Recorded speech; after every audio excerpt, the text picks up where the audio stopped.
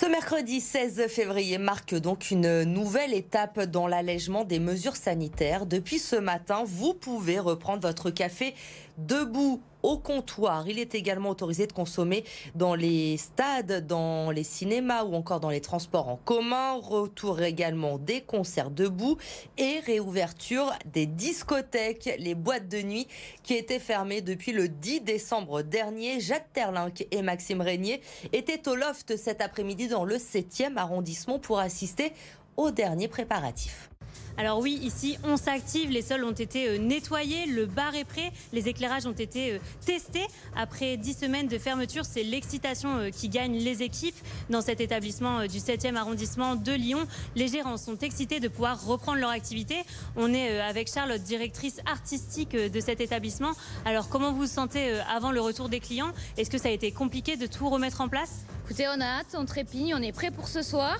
Et on a fait pas mal de travaux, on a tout révisé, c'est parti.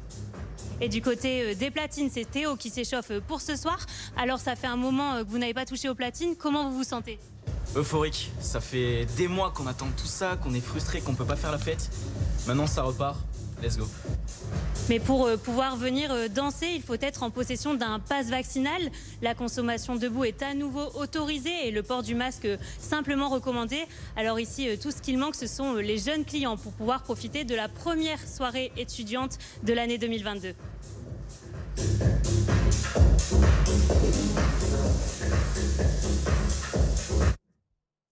C'est l'une des mesures du grand plan sécurité de la région expérimentée, le bouton alerte chez des commerçants d'Auvergne-Rhône-Alpes qui pourront alerter immédiatement en cas de vol ou en cas d'agression. À Saint-Priest, ce dispositif va être déployé dans les prochains mois. Il a été testé aujourd'hui dans une bijouterie. Mélanie Ferreira. Dans cette bijouterie de Saint-Priest, l'employé appuie sur le bouton alerte. Dans le même temps, au centre de supervision urbaine à la mairie. L'opérateur peut renseigner. Donc voilà, l'alerte arrive au CSU, il vient d'appuyer sur le bouton. Donc là... Les opérateurs du centre braquent les caméras du secteur sur le périmètre du commerce et alertent les patrouilles de police. On a une alarme agression, bijouterie de matos, place Bruno Polga. Les 338 caméras de vidéosurveillance de la ville permettent ensuite de suivre l'opération. Pour l'instant, il ne s'agit que d'un test. Les boutons d'alerte devraient être déployés l'été prochain.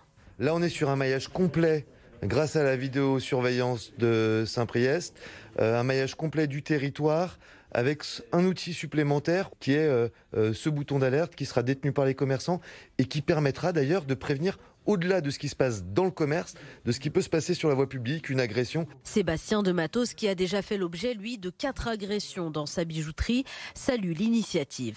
C'est rassurant, c'est pratique.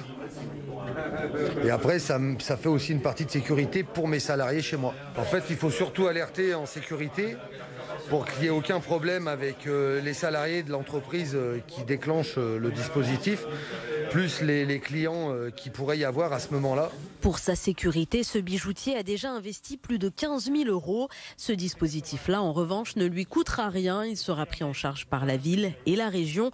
Coût de l'opération pour une dizaine de commerçants, près de 150 000 €. Dernière ligne droite pour les producteurs, les industriels et la grande distribution qui doivent se mettre d'accord sur les futurs prix de nos produits avant le 1er mars. Mais cette année, encore plus que les précédentes, les relations sont tendues avec l'apparition de la loi Egalim 2 censée donner plus de pouvoir aux agriculteurs. Reportage dans le Beaujolais d'Éline Dany et Vincent Chevalier. Dans l'étable de Pascal Girin, il y a des dizaines de vaches laitières. Tous les jours, elles produisent du lait destiné à la consommation. Cette loi est applicable depuis le 1er janvier 2022.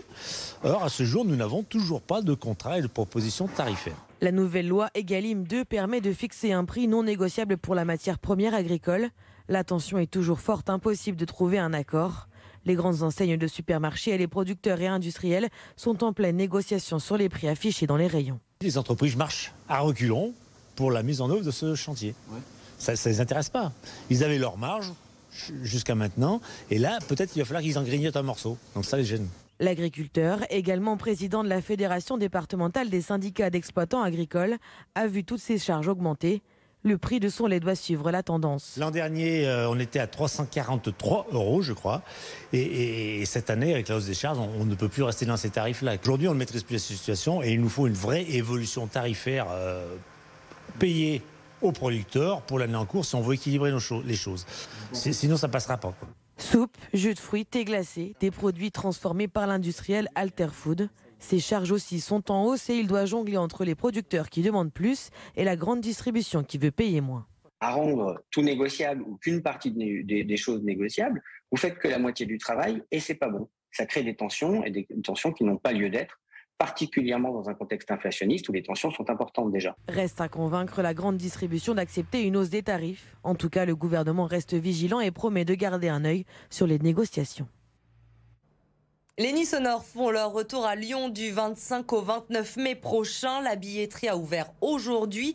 Et encore une fois, la scène électronique mondiale sera chez nous au mois de mai, avec notamment DJ Harvey et Elena Hoff. Pour cette 19e édition, le festival a également décidé d'innover un format exceptionnel avec des événements qui auront aussi lieu en journée à partir de 16h. Écoutez Pierre-Marie Ollion, c'est le directeur artistique associé des Nuits Sonores. Il est au micro de Louis Léger. Je pense que le public, les artistes, on est vraiment sur cette volonté de faire des choses en journée. C'est aussi dans les habitus de nos utilisateurs.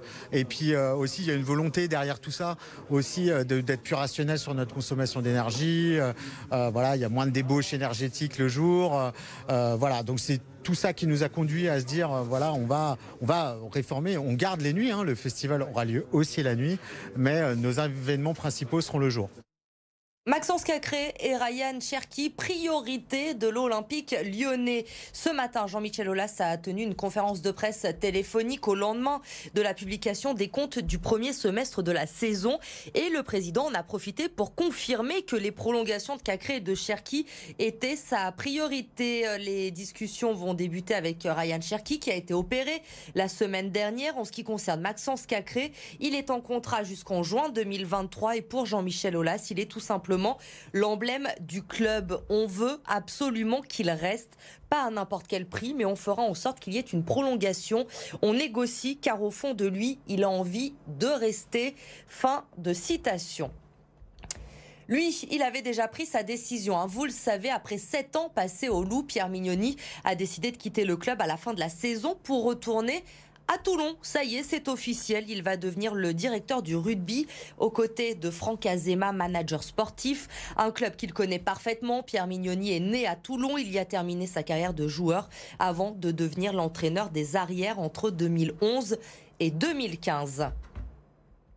Notre série pour terminer ce journal, cette semaine des idées de sortie avec les enfants pendant les vacances. Et nous vous proposons ce soir un atelier de magie. Ça se passe au théâtre du Gai-Savoir dans le 6e arrondissement avec le magicien William Hariba. Reportage de Clémence Delarbre et Lola Colomba. Il faut le faire sortir tout doucement, comme ceci. Faire disparaître un foulard dans sa main, un tour vieux comme le monde qui marche à tous les coups. Un grand classique en magie, mais c'est très important de travailler ce numéro parce qu'on travaille du coup le détournement d'attention, le regard, et l'une des règles clés en magie, c'est que le spectateur regarde là où le magicien regarde. Donc il faut toujours regarder là où on veut que le spectateur regarde pour qu'il ne regarde pas à un endroit où on ne veut pas qu'il regarde. Rappelez-moi quelles sont les 3 règles du vrai magicien. Première règle, un vrai magicien ne révèle jamais ses secrets. Durant toute la semaine, une vingtaine d'enfants apprennent tous les trucs et astuces de la magie. Au pouce, il va dans le point. Je ressors le pouce. Des tours de passe-passe qui font rêver ces apprentis magiciens âgés de 6 à 11 ans. Je suis super content parce qu'il y a des tours que je connaissais pas et donc je pourrais impressionner les gens. J'aimerais trop être magicienne plus tard. Oui, ça me fascine aussi. Et c'est parce que c'est impressionnant. Une activité qui leur permet de gagner confiance en eux tout en s'amusant. On travaille à la fois l'habileté, les manipulations, être agile de ses mains, et on travaille également la partie théâtrale, comment s'exprimer, comment être à l'aise sur scène. Et c'est les deux qui sont liés sur les cours de magie, donc c'est vraiment très riche. Pour que votre tour de magie soit réussi, vous avez d'un côté la technique, de l'autre la mise en scène. En fin de semaine, tous monteront sur scène pour présenter leur tour de magie et surtout bluffer leurs parents en un tour de main.